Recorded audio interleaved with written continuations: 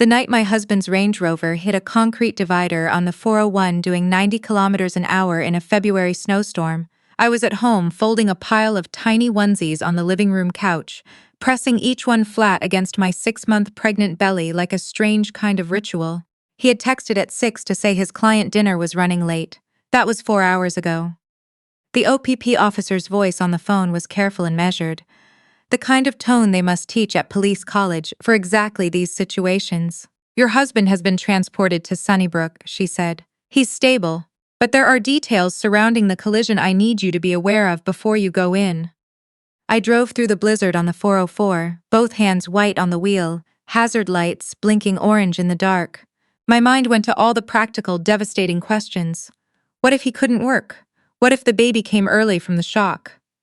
We had just put an offer in on a bigger place in the beach. I pulled into emergency at Sunnybrook with snow in my hair and my maternity coat half zipped, already rehearsing the words I would say to him when I finally saw his face. The officer met me at the entrance to Trauma Bay 2. She was young and held her notepad against her ribs like a shield. Are you the wife of Miles? She asked, and her eyes went briefly to my stomach before looking away. I said yes. I told her I needed to get to him. He is stable, she said again, more carefully this time, but there are circumstances surrounding the crash you should see before you go in. She handed me the preliminary report. Seatbelt not in use. Vehicle left the roadway at high speed. Evidence at the scene suggests the driver was physically distracted by the passenger at the time of impact. Physically distracted. I read that line twice, then I walked past her. I pulled back the privacy curtain and my life as I understood it ended in the span of about 4 seconds. My husband was on the left gurney, forehead wrapped, left wrist in a brace. He was alive, he was awake, and he was not looking at me. He was looking at the woman in the bed to his right, my best friend since second year at Western, the woman who had been my maid of honor, the woman who had thrown my baby shower 3 weeks ago with hand-painted paper garlands and those butter-tart favors, because she knew they were my favorite. My best friend was sitting up in the hospital bed, her expensive wool coat sliced open by the paramedics and hanging off one shoulder, pressing her phone screen against her cheek to shield it from a nurse trying to clean a cut on her jaw.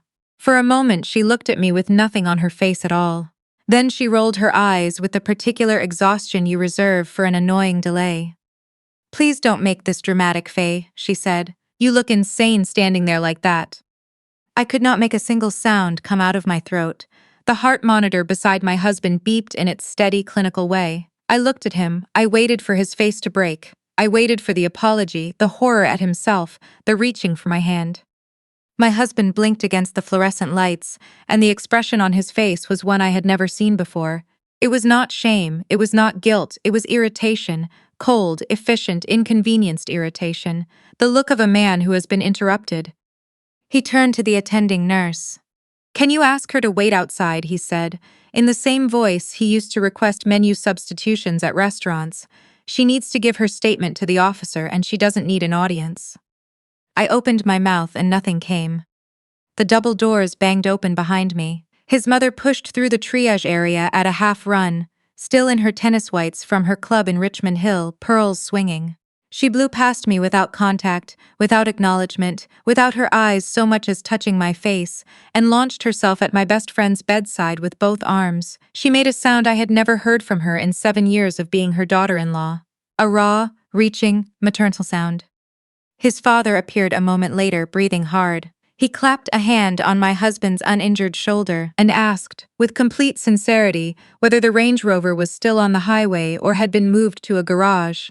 He said that if it was still on the highway in this weather, the undercarriage would be ruined by the salt. There was a salt problem on the highway. That was the concern in this room. I felt something shift in my chest, a weight that had been pressing down for years, dressed up as patients, dressed up as being the reasonable ones, suddenly lifted, and what filled the space underneath it was completely cold. Faye, step back, please. The voice came from behind me, low and exact. I turned. Noelle had come in from the corridor. She was in her court blazer and carrying her trial bag, which meant she had come straight from her office on Bay Street. She placed herself between me and his father without drama, the way she always did things, as if occupying that space was simply the most logical choice available. Noelle is my oldest friend. She is also one of the sharpest family law litigators in Ontario. She had been texting me that evening the way she always did when my husband had a client dinner, with that particular brand of low-key checking in that is not checking in at all.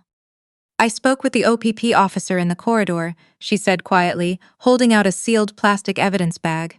Since you are his legal spouse, and given that he cannot yet provide consent while receiving treatment, the officer released his personal effects to me as your legal representative. His phone was recovered from the scene.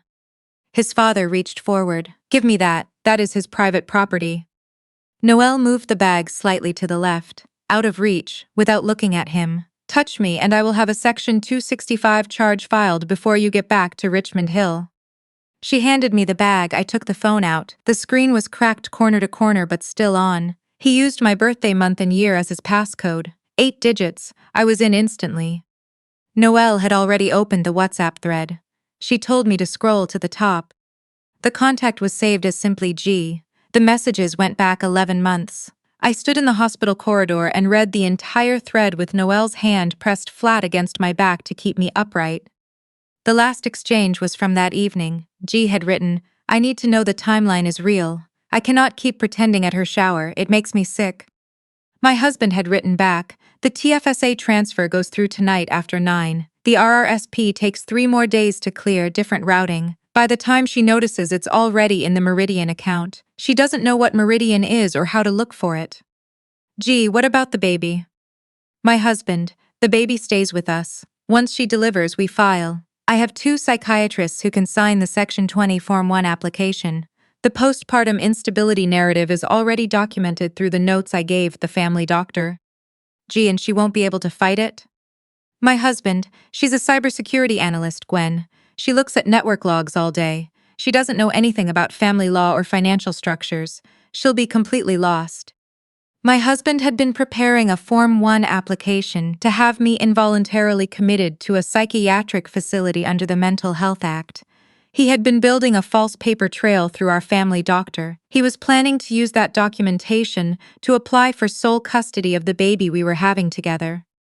And the money. The money I had spent 11 years depositing into our joint TFSA and my own RRSP, every bonus, every tax return, every January 1st contribution, $280,000, it was going to be gone before morning. I took a slow breath and let it out through my nose. The corridor smelled of antiseptic and recycled air. The fluorescent light above me buzzed faintly. Noelle was watching me and not saying anything because she knew me well enough to know what I needed in that moment was not words. I need my car keys, I said. She paused. What are you doing? I always keep my forensics kit in the trunk, I said. I need 15 minutes. I walked out through the emergency entrance into the snow and retrieved my go bag from the back of my Subaru. Inside was my work laptop, encrypted, loaded with the full suite of digital investigation tools I use when a client company has been breached and needs to know exactly where the data went and who touched it. I have held my CSSP certification for 9 years. I have testified as an expert witness in 3 Ontario Securities Commission proceedings and 1 RCMP financial crimes prosecution. My husband had been living with a digital forensics specialist for 7 years and had never once thought to find out what that actually meant. I got into the back seat, opened the laptop, and started working. Noelle drove us to her office at Front and Bay. She did not make small talk. She made phone calls quietly while I ran queries. The snow tapped against the windows like small patient fingers. By the time we reached her office, I knew 3 things. First, the TFSA transfer had gone through at 9:07 p.m., routed through a numbered company called 3819204 Ontario Inc. to Meridian Offshore Holdings Limited in the Cayman Islands.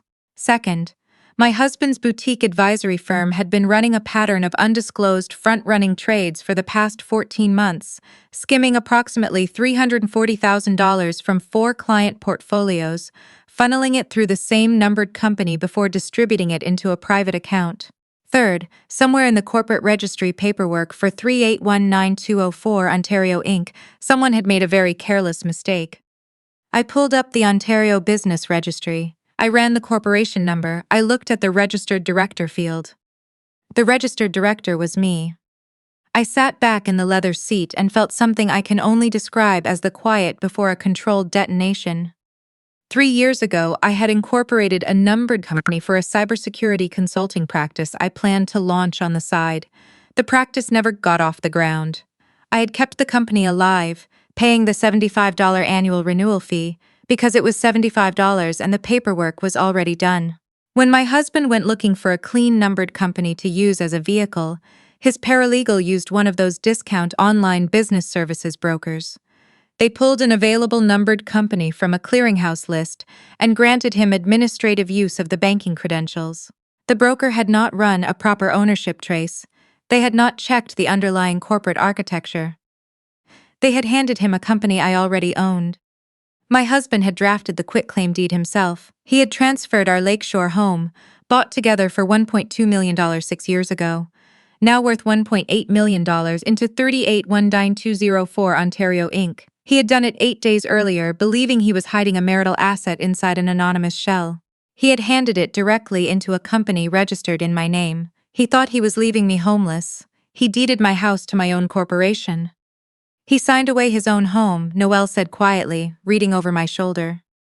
I did not reply. I was already opening the next file. We worked through the night. By 6 in the morning, I had a complete digital dossier on the front-running scheme, the trade sequences, the timestamps, the routing numbers, the Meridian offshore accounts, the correspondence where my husband sent my best friend $8.400 for a Whistler ski weekend and classified it in the records as Q4 operational expenses. I had the full paper trail, every file logged, verified, and uploaded to an encrypted server. Noelle had the legal architecture ready by the same hour. The numbered company was the foundation of everything. 3 days later, a process server walked up to my table at a cafe on King and Spadina and dropped a manila envelope in front of me hard enough to slosh my chamomile tea. He announced loudly that I had been served. The cafe went quiet. I picked up my cup, found a chair near the window, and opened the envelope. My husband was filing for divorce and sole custody of our unborn child. The justification for sole custody was a sworn affidavit from his mother, submitted to the Ontario Superior Court of Justice, Family Division. In it, she described a fabricated history of psychiatric instability. She described a violent episode at the hospital on the night of the crash that had never occurred. She swore under oath that I posed a direct risk to an infant. She had committed perjury to a family court judge to ensure that my best friend could keep living in my house beside my husband. I folded the papers back into the envelope, finished my tea, and called Noelle. "Release nothing yet," I said. "I want him to feel safe." We spent the next 2 evenings building the settlement document. On paper, it was a total surrender. I conceded the lakeshore property to 3819204 Ontario Inc. I released all claim to the $280,000 transferred to Meridian. I agreed not to disparage his relationship with my former best friend. In exchange, I received undisputed sole physical and legal custody of our child. Simple, clean, a humiliating defeat. Page 4 was the mechanism. Buried inside the asset division language was a clause in which my husband formally declared, under penalty of perjury, that all financial decisions and asset transfers connected to 38924 Ontario Inc. and Meridian Offshore Holdings had been made by him alone, without my knowledge or participation. He was signing a legal confession to the entire fraud, and in the same clause, he surrendered any future right to contest the ownership or equity of any property held by 3819204 Ontario Inc. He was handing me the house with his own signature. We needed him to sign without reading, which meant he needed to believe he had already won. I texted Pippa. A mutual friend I knew had been relaying my conversations to my best friend since at least September. I made the message sound exactly as desperate as my husband needed it to sound. I said I had no money, that I was frightened of losing the baby, that I would give him everything if he just let me keep our child. I said, "Please don't tell anyone."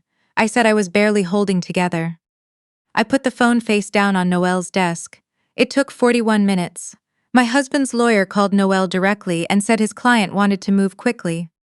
On a Thursday morning, my husband signed the settlement in the boardroom of his own legal team's office. I watched him flip through 50 pages looking only for the yellow adhesive tabs.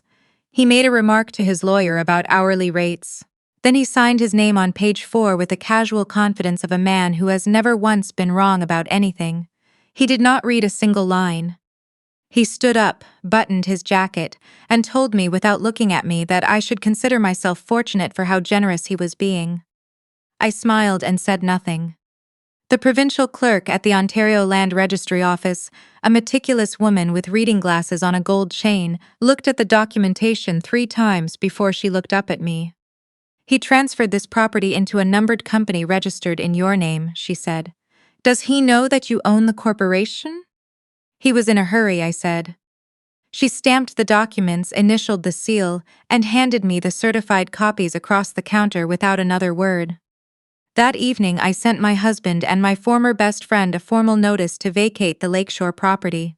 It was on 3819-204 Ontario Inc. letterhead. It cited the relevant provisions of the Ontario Trespass to Property Act. I gave them 24 hours. There was no emotional language in it. Just the address, the statute, and the deadline. 2 days later, my husband's advisory firm was being honored at the Fairmont Royal York. Industry dinner, black tie, the kind of event where Bay Street firms applaud each other with equal parts sincerity and performance. He was receiving the Emerging Market Leadership Award from a financial services industry association. His clients, the ones whose portfolios he had been skimming for 14 months, were in the room. Noel and I arrived just after the appetizers. His mother found us in the lobby before we reached the ballroom doors. She put herself directly in my path with the posture of a woman who has never once been told no in a room that mattered. "You are not doing this here," she said quietly. "Not tonight, you will embarrass everyone." I looked at her for a long moment. I thought about the affidavit she had signed. I thought about the specific language she had used to describe me to a family court judge. Emotionally erratic, a danger to an infant, prone to paranoid ideation. I removed her hand from my arm very gently. "You are standing in the debris field," I said. "You should step back." The ballroom was full and warm and bright. Round tables with white linens, low centerpieces, the kind of room where money takes a night off to congratulate itself.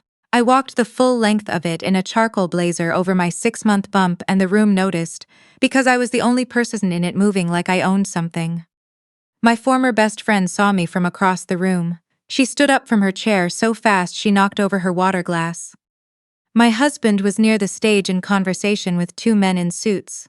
He turned when he felt the shift in the room's energy, the way a room goes quiet when something is about to happen, and his expression moved through confusion and irritation, and then something I had never once seen on his face before. Fear. I did not need a microphone. The room was already silent enough. "You have been in my house for 6 days," I said. "I want to address that before the evening goes any further." He moved toward me, already deploying the voice he had used to manage me through our entire marriage. Controlled, reasonable, the voice of a patient man dealing with something irrational. "Faye, this is not the place. Everyone here can see you're not well." I held up my phone.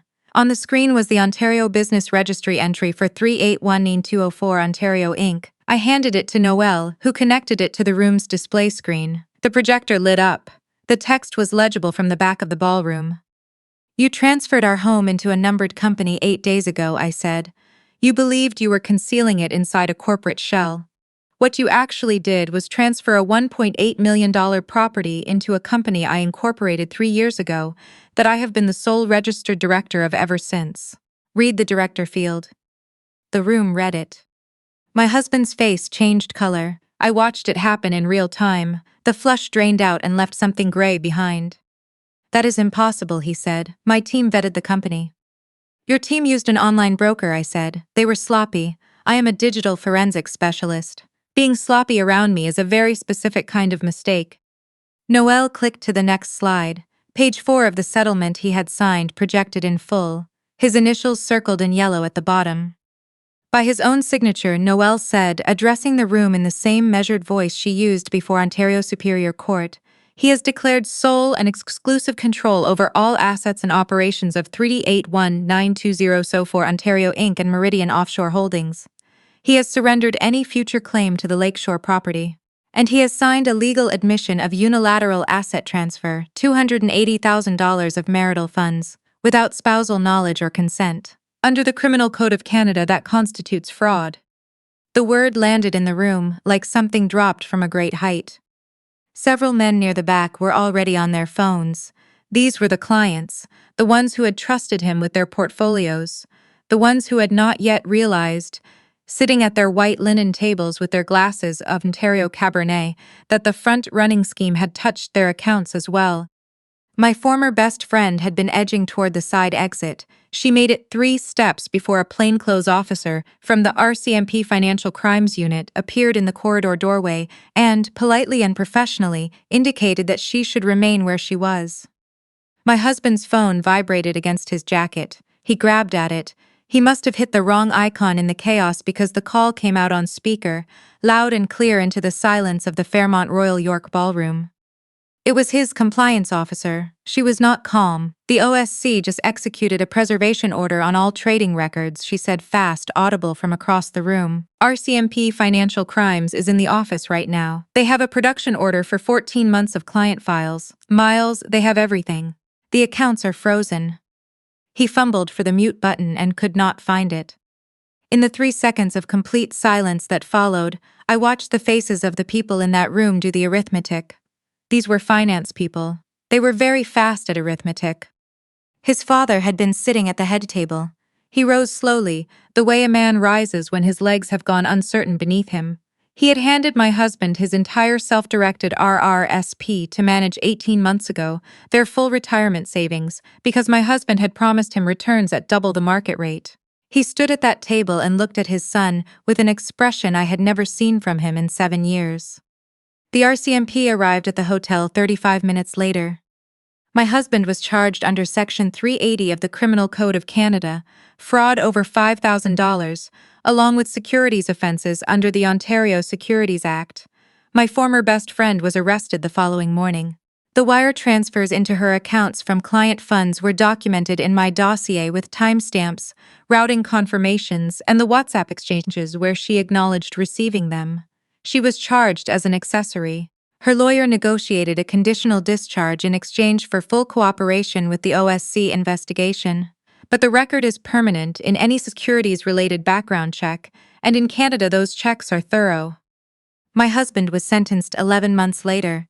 The Superior Court judge observed at some length that the breach of fiduciary duty to client investors was particularly egregious given that he had used personal relationships to cultivate their trust before exploiting it.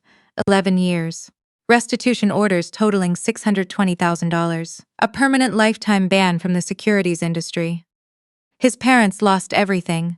Their Richmond Hill home had been used as security against a line of credit my husband had taken out to cover a cash flow gap in his scheme. When the line was called by the bank, there was nothing left to secure it against. They applied for provincial social assistance 6 weeks after sentencing. His mother's name is on a perjured affidavit in a family court file in Ontario, which is a matter of public record. I did not need to do anything with it, it is simply there. 3819204 Ontario Inc. is registered in my name. The Lakeshore home belongs to me. My daughter was born 8 weeks after the gala, healthy and entirely unimpressed with the world as newborns generally are. She has never heard the names Miles or Gwen. She won't until she is old enough to ask, at which point I will tell her the truth plainly and let her make of it what she will. Noelle and I filed the paperwork for a joint digital forensics and family law consulting practice the following February. We operate out of an office on Adelaide Street West. We take cases where financial fraud and family law intersect, which it turns out happens more often than most people assume. Our first 3 clients came from referrals within the same Bay Street circle that had watched my husband be arrested at his own awards dinner. People remember what they see. I have been asked more than once whether I regret not acting sooner, not calling the fraud hotline from the hospital parking lot, not screaming in that trauma bay, not warning his parents before the walls came down on them. The honest answer is no. Screaming would have cost me everything I needed, and his parents chose which side they were on with full knowledge of what they were choosing. When his mother signed that affidavit, she was not confused or deceived. She looked at her pregnant daughter-in-law and calculated that her son's continued comfort was worth more than my child. That is not a mistake, that is a decision. Noelle was at my kitchen table last October, the baby asleep in the next room, case files spread between us, both of us drinking the good coffee she brings from the place on Ossington. She was explaining a particularly convoluted trust structure to me, and I was looking at her across the table, thinking about how the entire shape of my life had been rebuilt in 8 months around the people who showed up. Not the people who were supposed to, the people who actually did. Some of the most important decisions you will ever make, I said, interrupting whatever she was saying about beneficial ownership, are the ones about who gets to stay. She looked at me for a second. Are you getting philosophical at 11 o'clock on a Tuesday? She said. I am, I said. She slid the file across the table toward me. Save it for the weekend, she said. Look at this trust structure, it is a disaster. She was right, it was a disaster, and we got back to work.